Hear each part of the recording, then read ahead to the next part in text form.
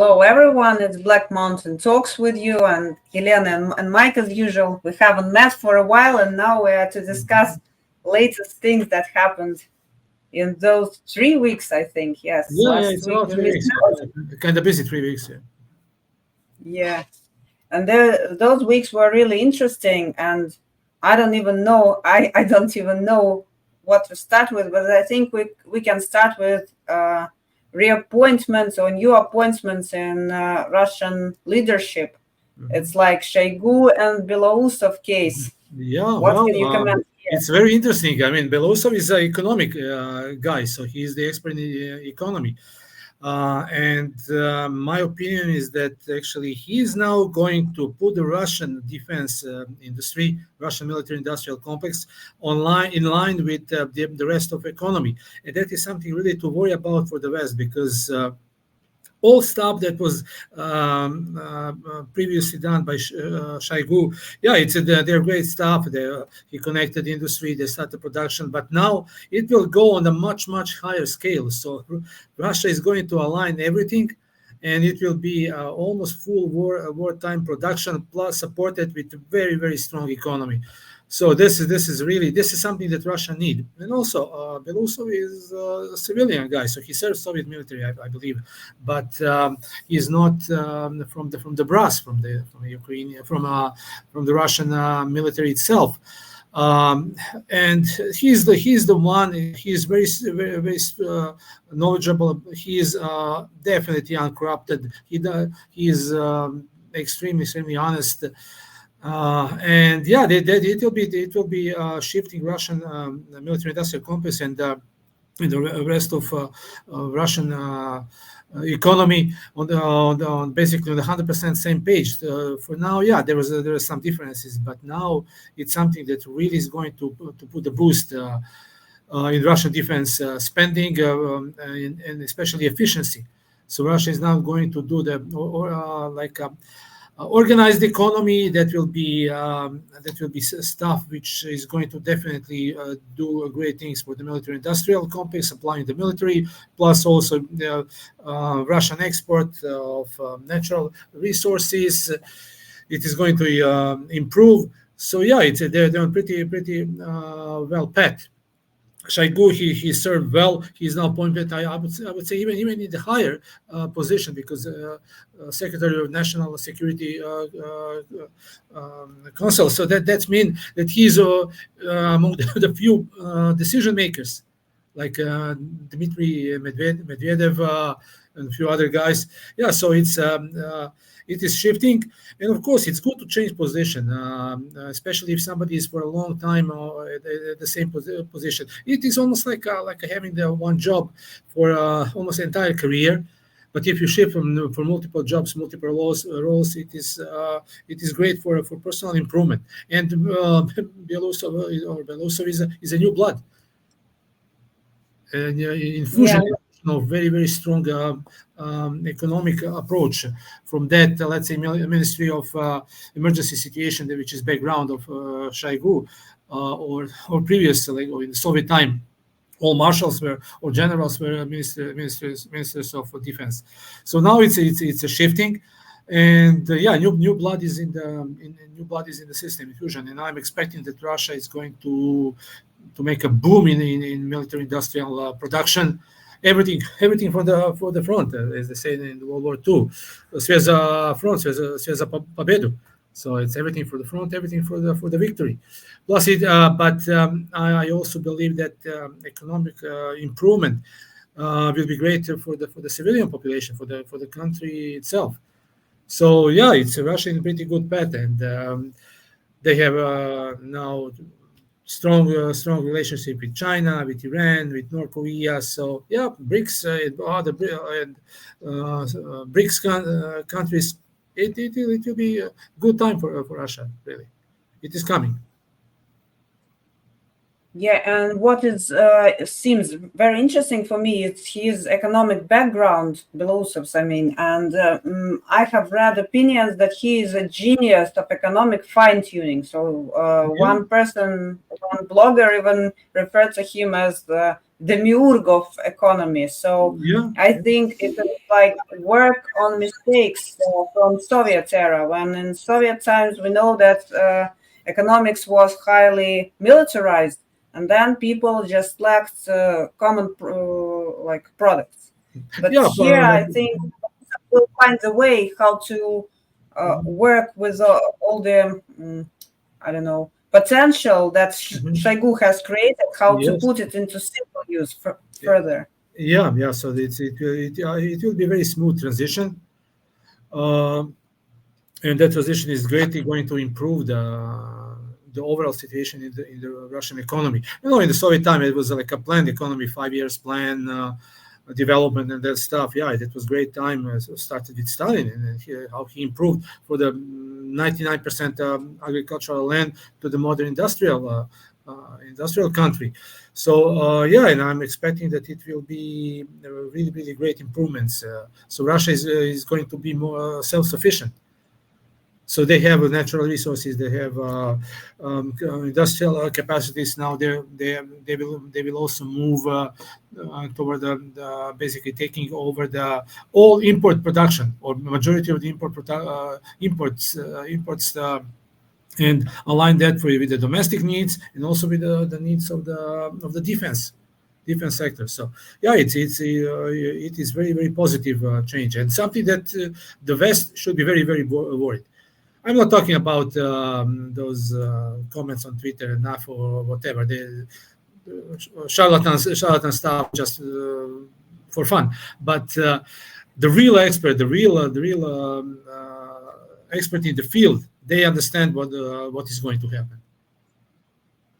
Yeah, I also have heard like that serious analysts from the West, they are worried about Belousov's appointment. Of course, Yeah, some people are in Russian blogosphere are unhappy. They were expecting Dumin to become Minister of Defense, but I really wanted to stress that it's not necessary that military person must be in charge of Ministry of Defense, because it can be a civil person there, yeah, and exactly. Because general staff, because Mhm. these two structures, they are like within one structure, but at the same time general staff is responsible for military planning, and the Minister of Defense is more like administrative body Yeah, administrative roles. So to. to organize production, to organize everything that the military need. Generals, they will be in charge for the strategic and the operational planning, of course, because they're the one who who are guiding and leading the military. But appointment of the civilian person as a minister of defense, especially a person which is connected strongly with economy, it's something that is basically win-win situation for the current Russian government. And also bear in mind that everybody is replaceable. I believe that there are many others which are very strong in those fields. So yeah, and that will be trend that is going to continue. So it's not a planning list for the next few years. It is a planning for the next 10, 50, 100 years. So yeah, Russia is definitely going to improve economy, to improve the cooperation between military, industrial sector, and the rest of the economy. And the most important, they will start to develop domestic products of those which were imported before, especially the electronics, some consumer goods, machinery, etc. So, and also they have allies in China, which is strong industrial base that overcome everything. So China, that cooperation with China is going through the export of resources like the gas, oil, and also import of the high tech. And within a year or two, they're going to surpass the West. So the Western economy is basically just a service economy. There is no industry left in the Western countries long time ago. I'm seeing that in Canada every day. There's hardly any production left except some basic stuff. We don't have any more in Canada. We don't have any more heavy industry. We don't produce heavy machinery. We have just assembling stuff from the parts that come from, for instance, from China or some other parts of the world. And the biggest industry in Canada is actually bank industry and insurance industry. So services. And with that, you can print the money, but you have to have something which is based so that you can print the money, and that is a strong industrial base. In Canada, that is gone. U.S. even worse. U.S. has a strong military industrial complex, but everything is overpriced.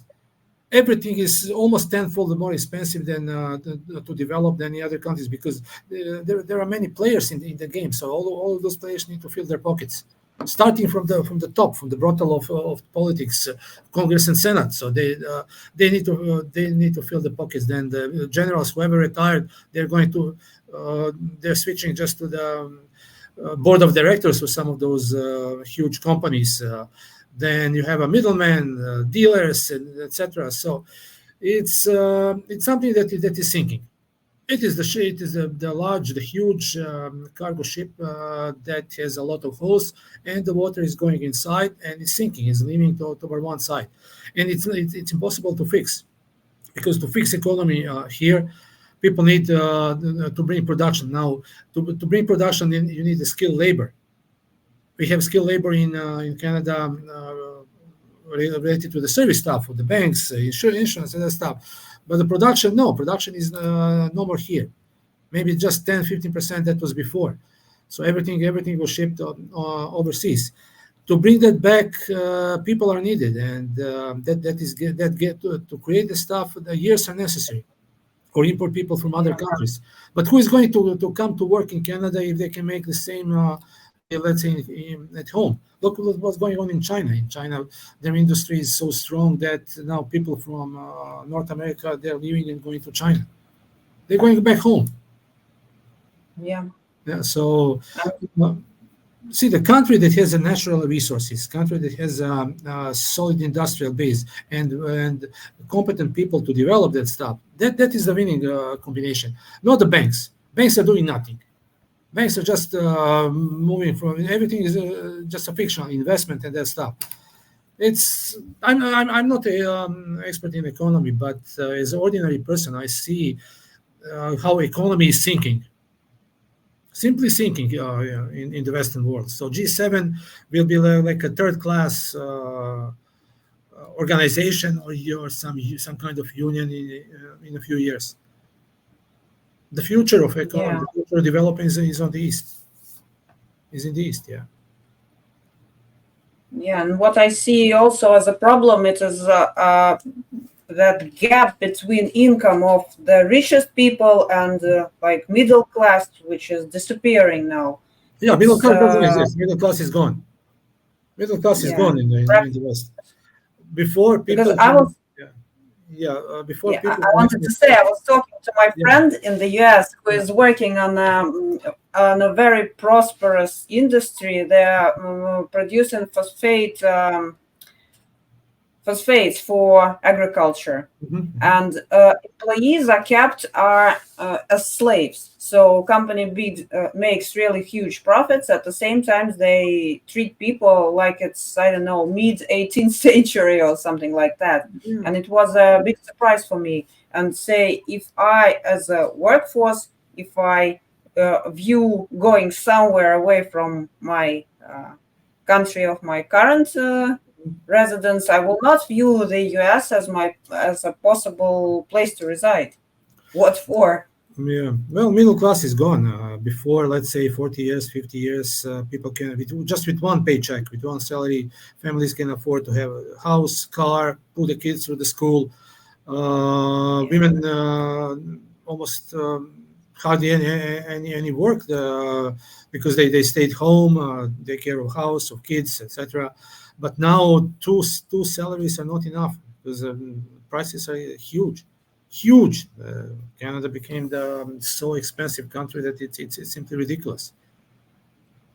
And it was very funny. I was speaking to refugees who came here from the Ukraine, and they were very unhappy with the attitude. But they got, in fact, they got much more benefits than locals have, because they have paid place to rent.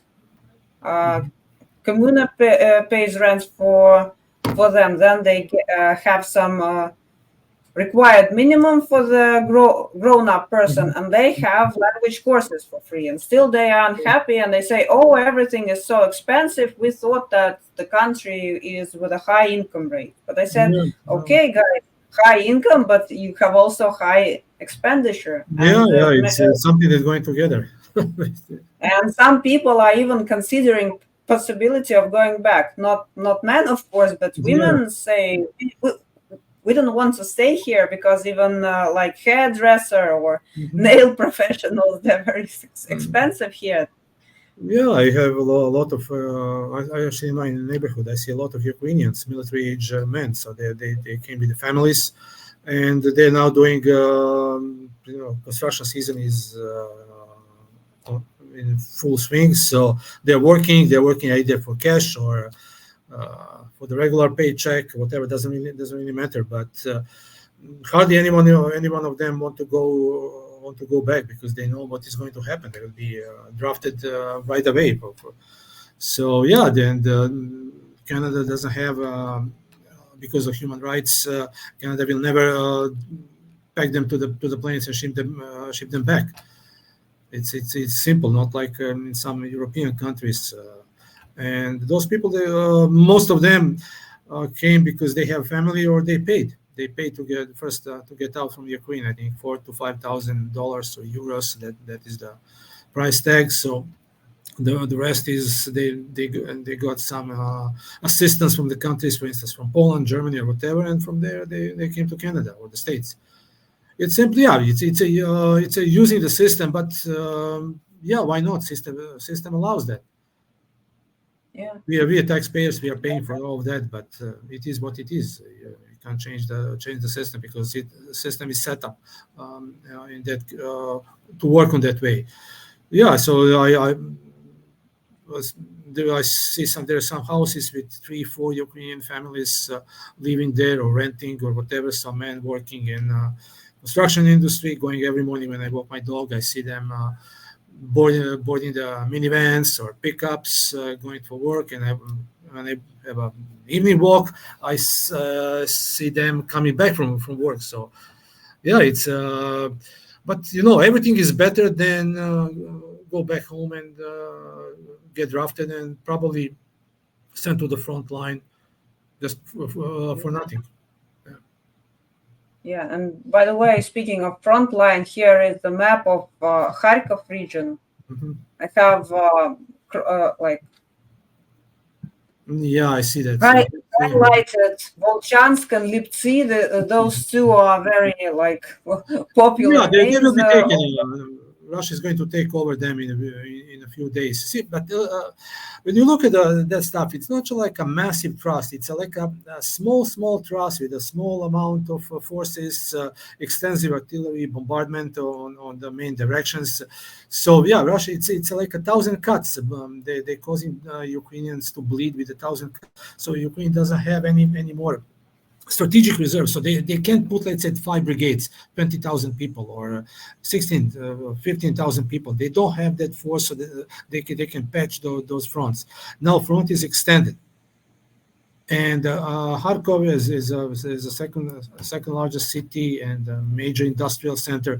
Russia is not going to fight street fights for Kharkov. Russia is simply going to come close enough so that they can hit anything in sight with ordinary artillery, and basically create a miserable situation, because not for the people, but for the Ukrainian military, because the Ukrainian military need to put on that strategic direction, that strategic zone. They need to put a huge amount of troops, which are necessary to the other parts of the front.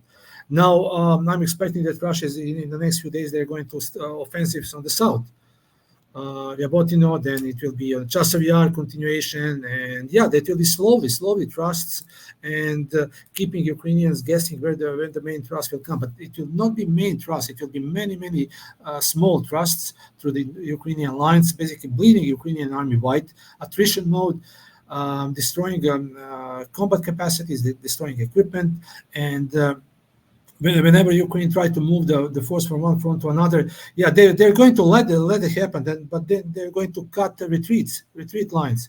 So this is like a steamroller that is going slowly but steady over Ukrainian lines. And Ukraine now they need to mobilize 200,000 people just to try to patch to mend the whole front line, which with 200 mobilized unmotivated, forced, gang pressed soldiers is not simply not going to hold. And the curse of Zelensky, that picture, famous pictures in front of the entrances. Yeah, Kharkov is the next one. So most likely, Ukraine is simply going to hand over Kharkov to Russia sooner or later. Don't also forget Sumy is on the northeast. It is also one of the contested area. And for Russia, they need to move front line beyond the maximum range of the major Ukrainian means to attack Russian territory, Russian cities. Ideally, it will be Dnieper River for this phase of the special military operation. But bearing also in mind that after those border regions, there is no defense lines back in built by Ukrainians because they stole whoever was in charge, companies, leaders, whatever. They stole the funds. It was money laundered, stolen. Equipment was not delivered.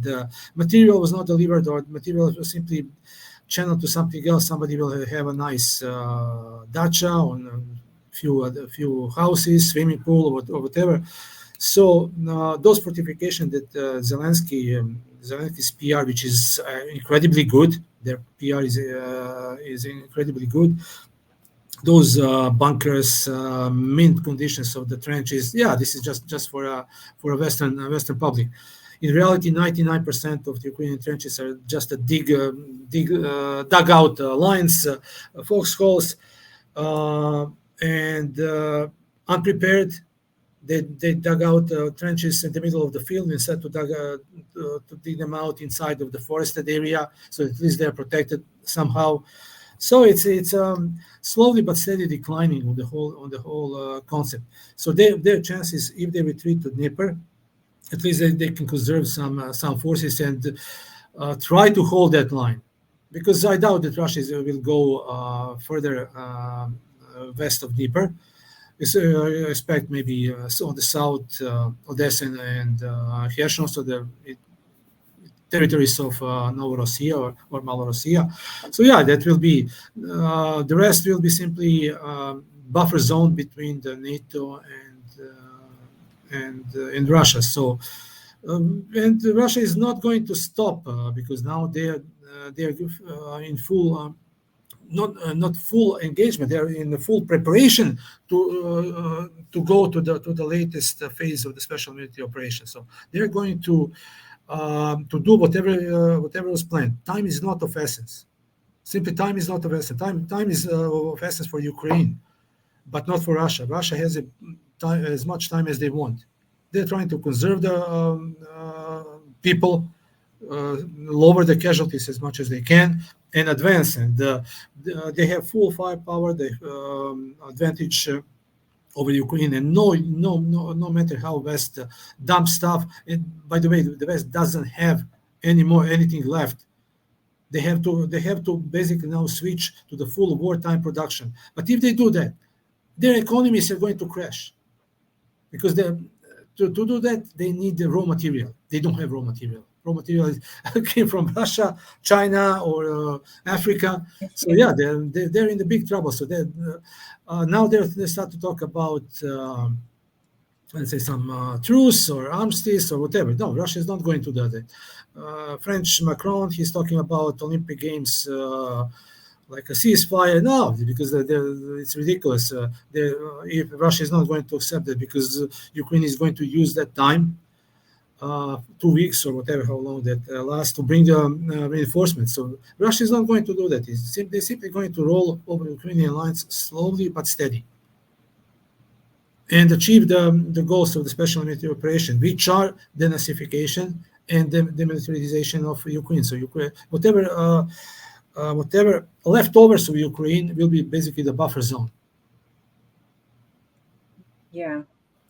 And looks like it's demilitarization of NATO is going on, because like Ukraine is going and asking for, please, we need patriots, we need this, we need that. And if in the beginning of SMO we all thought, yes, West is sending all outdated equipment, so now seems like West has come to a point when they need to send something newer, so something better to. Yeah, they sent ATACMS missiles, which are based. I don't think that they have efficiency more than 1 digit. So it's Russians routinely intercepting those ballistic missiles. They're now putting their hopes in F-16, which is even worse. All of those prized tanks, Leopards, Abramses, they're burning in the Ukrainian fields. They're not set up for that. British tanks, Challenger 2, they're not even involved in the combat anymore, because it is embarrassing how incompetent that tank is for the Russian conditions. Yeah, the tank is good in the desert when they have absolute superiority in everything, but in Russia, no, they can't do anything. And now the simplicity of the Russian equipment and easiness of maintenance and easiness of production and repairs is simply showing. So there is nothing fancy in looking at Russian equipment, but it's working. And what do you expect more of the equipment, that it's to work when you need it? This is the basic rule. No, we don't need to have like a fancy stuff. I know, for instance, Leopards in Afghanistan. Yeah, it's excellent tank. It's a bunker, 60 plus tons of steel rolling on the roads, intimidating. But in Afghanistan, we use that as a bunkers. In the forward bases, they were just set up on some platforms or some heights to control the area, whatever was the range of gun.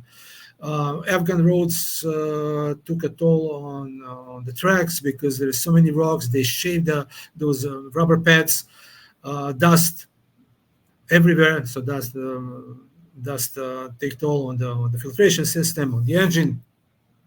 Fantastic tank, but not for Afghanistan, not for Russian battlefield or Ukrainian battlefield. So and not even talking about the price tags for that. Overpriced, underperformed. This is the two words that describe majority of the Western equipment: overpriced and underperformed. Yeah, that's true. And I have found one like for a joke, about Kharkov on April 25th. It was, I think, New York Times. Yes, they said that Kharkov is unbreakable, and then on May 13, there was already that Kharkov administration acknowledged the advance of Russian forces, and Gonciarenko called his Verkhovna Rada deputy called the situation in Kharkov region evidence of degradation of Ukrainian state institutions. Yeah, so, absolutely, complete. It's not going to happen overnight, but. Now, what are indications that city will be maybe abandoned? Rich people with the connections with the government, some of the leaders, they will start to leave. They already started actually to leave the city. So, and Russia is not going to get into to the fight for the city itself. They can simply wait until everything is deteriorated on such a level that Ukrainians are going to simply to hand over the whole city. Without any fight. Russia can easily surround the city physically, or simply take control of the supply routes, artillery fire, so that they can get inside supply routes, so that they can interrupt normal functioning of the city. And Ukraine, they don't have simply people to to defend Kharkov. What that mean? Even if they mobilize, bear in mind, Kharkov is basically Russian city. Majority of population is Russian oriented. In Kharkov, I never heard that anybody speaks Ukrainian. So that's a city that city is something that is historically and ethnically Russian, and Russia is going to get it this year or next year. Doesn't really matter. As I said, time is not of essence in this case. Time is working against Ukraine because they have to, if they need to please their handlers, especially those financiers, BlackRock, for instance, who put down enormous quantities of money there. They need to show successes, but to show successes with what? They don't have enough people to do that. This is their third army.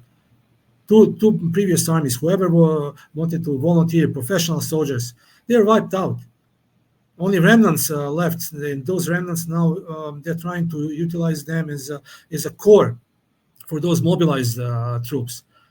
But when you have somebody pressed to go to fight for something that he doesn't want, it is simply recipes for the slow disaster. And Ukraine is going. It's Ukrainian cart is going downhill, and the brakes doesn't working. And as the time passes, they're going to accelerate more and more until they finally crash.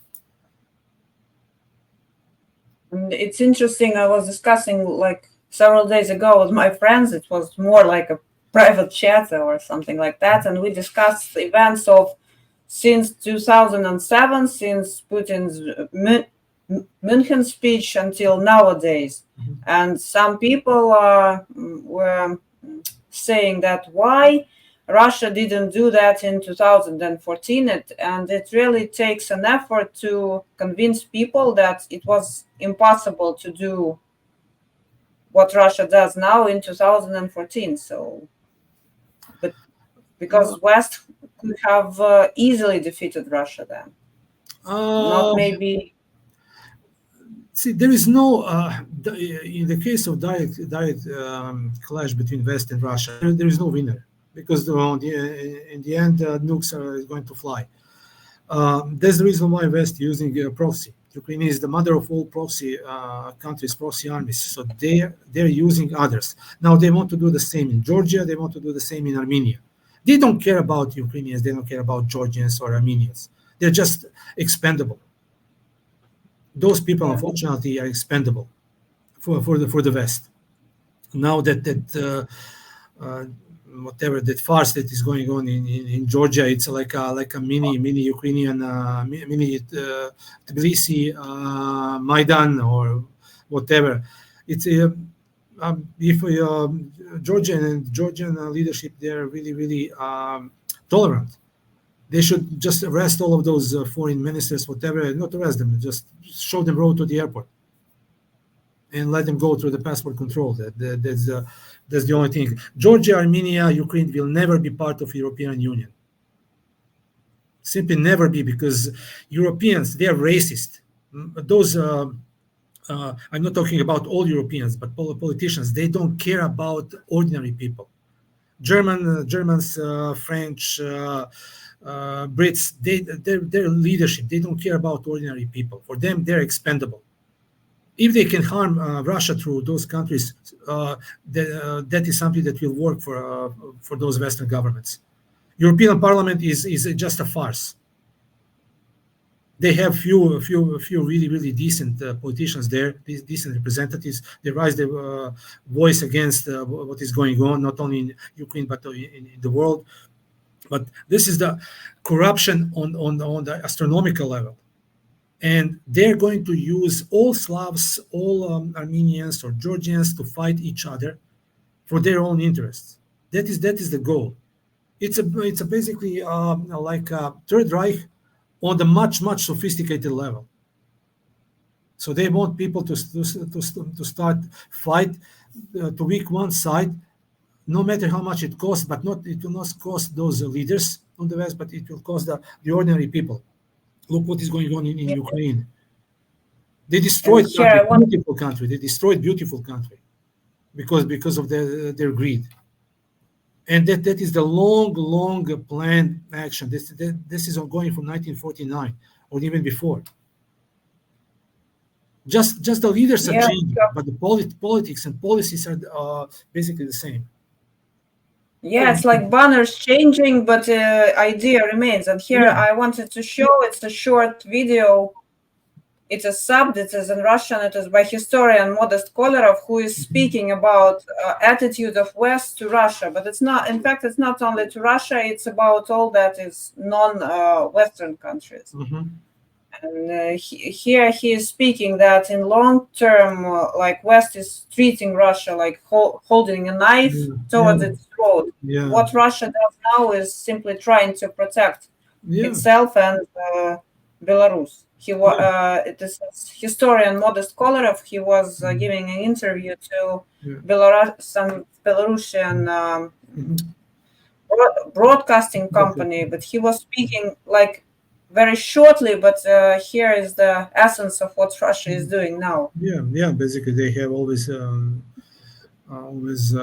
knife under their throat, and this is not the first time. It's happened. Let's say 1812, when Napoleon created coalition to all European countries. Everyone were involved in that invasion of Russia, and let's say that was in summer 1812. All those like a Grand Armée or Great Army, they march into Russia. They wanted to achieve some goals, but they at the end they miserably failed in November or December after that retreat. So I was recently, and there was one quote that Napoleon said in 1812, all Europe supported him. Everyone was with him. But in 1814, everyone was against him. So that coalition, and if you look at from the historical background, you put some mathematical, like absolute value. That was coalition 1812. That was coalition 1814. That was coalition of 1941 against Russia. Coalition, it's Nazi Germany plus all other satellites or proxies. There is a coalition in NATO. There is a coalition on the European Union. So all of those coalitions trying to get to Russia, and this is just a expression of politics which lasted for hundreds of years. It's not in Europe is mostly visible, but there is a similar stuff in Asia. When Brits messed up with Afghanistan and tried to prevent Russia to get to the warm seas. And all mess that they created in India, Pakistan, Afghanistan, Iraq, through their rule and their politics, and after that, everything was taken over by Americans. And I said Americans, I'm not ordinary American people, but American governments. And see, governments are changing, people are on the power are changing, but there is no eternal enemies, only eternal interests. But in this case, Russia is eternal enemy for all of those coalitions. So there is something which is always be against Russia. All of those multinational coalitions, doesn't matter the name, doesn't matter who is leading that, but they all have that goal to destroy Russia. But now Russia, China, Iran, they have their own coalition. And that coalition has something which is the most important. It's a natural resources, and it's regarding to the riches, but also Russia, China, Iran, they value the family. They have a family values. There is no family values on the West anymore. We're talking about LGBTQ, FL, whatever those abbreviations are. So the family is destroyed in the West. But when family is destroyed, individuals are easy to control through the mass media, through the TV applications, Facebook, whatever, name it. So it's easy to control mass, and it's simply brainwashing population to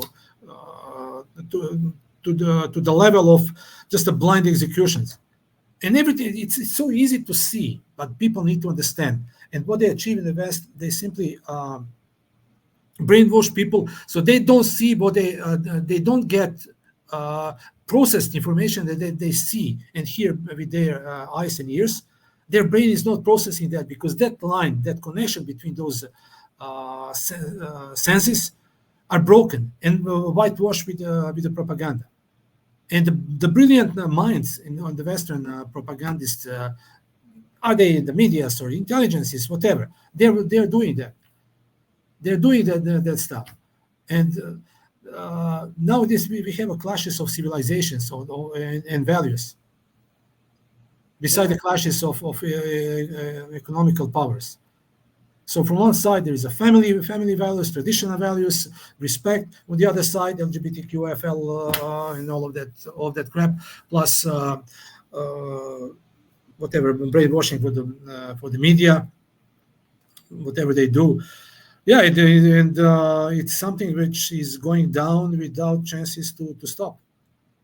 Elections are nothing. Yeah. Elections are invented to put some kind of like paravan, to put the panel in front of that everything looks normal. But we are ruled by something completely different.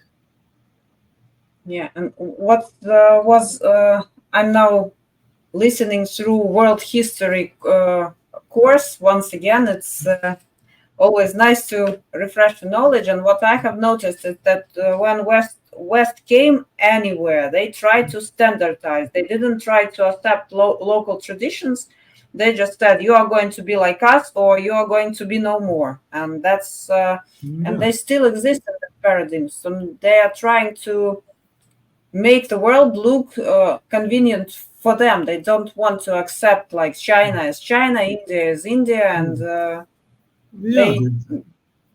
it's like Radisson or McDonald's in no matter which country you go into those. Yeah, politics of McDonald's make everything same no matter where. There is advantages of that. I mean, standardization. But you know what? People should be people, and nations should be nations. Nations need to have their own expressions. And respect to religion, respect to the habits, respect to tradition, respect to the history. And when we talk about rule-based order, what rule-based order? Who put those rules? And now we see, now we are in the West. For now, we still can talk. We still can express our opinion without or with some fear that maybe it's going to turn against us. But the laws are coming. I see that it's coming. That it will be almost like speech will be limited.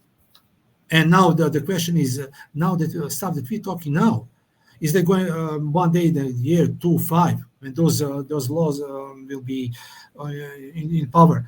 Are they going to go back and say, "Oh, you 5 years ago you said such and such things, so you're going to be taken responsible for that"? I lived in a country where political speech was limited. You can't talk against the president. You can talk or whatever leaders. And I know how it's working, and we had a law about that in Yugoslavia, protection of the personality and the character of President Tito. It was a law that can put people in the prison for much longer than, for instance, for stealing some huge amount of money. But the point is that stuff can't work, because once when you express opinion, it will be always it is positive if somebody, for instance, can debate about that and go to explain the stuff without fear. But the fear is coming. The fear is entering into the Western society, and sooner or later we will have that stuff. As Idi Amin once said, freedom of speech is guaranteed, but freedom after speech is something that is questionable. Yeah.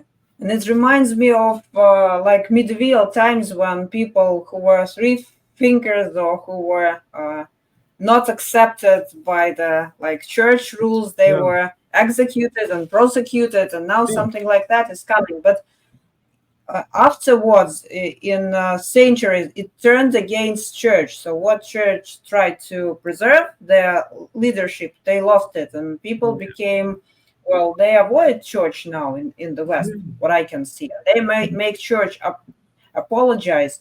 So I think politicians who fight free speech and who want to create echo chamber, which is convenient for themselves, but in some, I don't know, in within decades, they will be victims of own politics. That's the problem, and they just don't want to see it. Yeah, history is repeating. Just the covers are different, and covers Yeah. are dictated by the specific time in history. But events are repeating. Look, I already mentioned 1812 invasion of Russia, then 1941.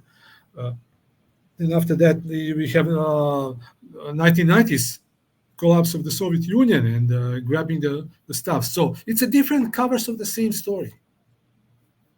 Yeah. And I remember the old joke that Alexander Nevsky was the first to prevent Russia from joining the European Union. So Yeah, actually, yesterday I started to watch that movie, old one from Sergei Eisenstein. Yeah, it's interesting. That famous quote that that Alexander Nevsky said on the end, who come with the sword, it is going to Russia is going to perish by the sword. yeah. So, I started really to watch those old movies because it's from the different perspective. You can actually go and see how people felt at that time. Because watching the modern movies when everything is artificial, nah, I'm not going to waste my time. But for Yeah, instance, modern movies they yeah, like standardize, and it doesn't matter which country it is yeah, produced. You see that plastic, but yeah. the last movie I watched was Children of Captain Grant. Hmm. I don't remember. I think 1936 or something like Hmm. that. It was also interesting to watch. Yeah, Much also, more interesting, yeah, movie more Suvorov. than that, and so on. Yeah, I watched the Suvorov, also old movie from 1940, I think. Then there is one German movie, Der Gross König, about the Friedrich the Great, I think from Oh, 1942, and there was also one from 1935, Old King and the New King. So a relationship between the father and son, two kings, and it's quite interesting. Interesting to watch them, to go back in the past and see how it was presented there then. And for me, at least, it's much more interesting than to watch some, I don't know, some of those Hollywood. I don't even know the names of those movies. So yeah, I don't watch that anymore. yeah, And no, yeah, here I I want, stopped watching Hollywood movies for maybe 15 years or something like that. yes, those of beginning of 2000 are more or less watchable, but later Yeah, it's, yeah, yeah, I don't know. Maybe I'm growing old. I don't know, but yeah. Oh, yeah. It's maybe just personal preferences, but hey, everybody yeah, can watch whatever they want until they said that no, you have to watch only what we put that on TV, and that time is probably coming. who knows? Yeah, And here is one more interesting opinion. I have read it today on the Telegram. Is by one small Telegram channel, but I really love it. mhm. And it was person's opinion about yesterday's, as far as I understood, coup attempt in Turkey and attempt on life of Robert Fico, and he Mhm. drew parallels in those occasions. So the West is trying to get rid of politicians Yeah, who can oppose Western politics, yeah, and to me it exactly. looks like, yeah, it looks like to me that West is cornered and they are trying to, I don't know, they're hysterically trying to do at least something to save their leader's position. Yeah, At least they yeah, think yeah. that they're in They will leadership. not do that directly, but they will do through the proxies. In Turkish coup, they use some opposition leaders, they use some military people, but Turks, the Erdogan government, they got information from Russians that the coup is inevitable. So they had enough time to prepare. So that's the reason why Erdogan is thankful to Russia for those warnings. Assassination attempt to Prime Minister Fico is they want to present now as a lone wolf, but when you dig into the organization, that guy is like ultra nationalist, like a right winger with some connections to Ukraine. I believe that his wife is is from Ukraine, and according to some information, she brainwashed him with Ukrainian propaganda. Well, you know what? It's better just to leave investigation to go through. But if they want to get real information, they have to do that within first 24 hours. After that, when the lawyers take over and human rights and all of that stuff, it will be different. Look what happened after Crocus, for instance, attack. All of those guys sang the song after a few hours after capture. So. And it's still now ongoing. It's basically cleaning operation to root out all of those involved. They have different approach in Slovakia, but definitely follow the money and look who benefits if they have chaos in Slovakia. It's simple. Speaking about it's simple. Yeah. And speaking about the money, I have found a very interesting resource. It's just the beginning. I started looking into it. It's official internet resource which shows how much spendings outside the country US had over since 1948. And it's really interesting. Here I took a shorter time period from 2010 to this year, up to this year. And here we can see that last 2 years were very high. And I think, I don't know until which date information on 2024 is available. I think it's only the beginning. It's not in full. Maybe first few months. It's not up to date. Well, if a lot of that money is switched back through money laundering. They went to military industrial complex, to the lawmakers, policymakers, all kind of middlemen, bribes. That's the way how things works. And I'm not saying that there is no corruption or bribes in Russia or China or Iran, or maybe even in North Korea, but the level of corruption is the difference. Corruption exists everywhere, but the level of corruption is something which is highly on the Western side. Yeah, but there is correct corruption and incorrect corruption. Correct corruption is called the lobbyism, and incorrect is in non-Western countries. Lobbyism, lobbyists, dealing with stuff. Long story short, money is, if you want to find what is going on, where is the source, follow the money for everything. And here is quite interesting. I made an extract. It's from year 2021 to 2024. And these are top 10 countries which received US help. And Ukraine, of course, in the first place, then Israel, Jordan, Egypt. But it's significant amounts of money. And by the way, the list was very interesting because I found even Czechoslovakian Republic in that list. So even those countries which were in Soviet camp, as if they got finance from the US. I have to look deeper into what exactly there was, but that's highly informative resource. Finances for democracy, NGOs and that stuff. I mean, a country that has NGOs, it's simply those NGOs are organizations, legal organizations that working against the host country. I'm not talking about humanitarian also on the list. I was saying that Russia was also on the list, but fortunately that amount just declines. It was nice to see that. Well, NGOs, Soros, Rothschild, and those above them, because Soros and or George Schwartz, as his real name is in Hungarian,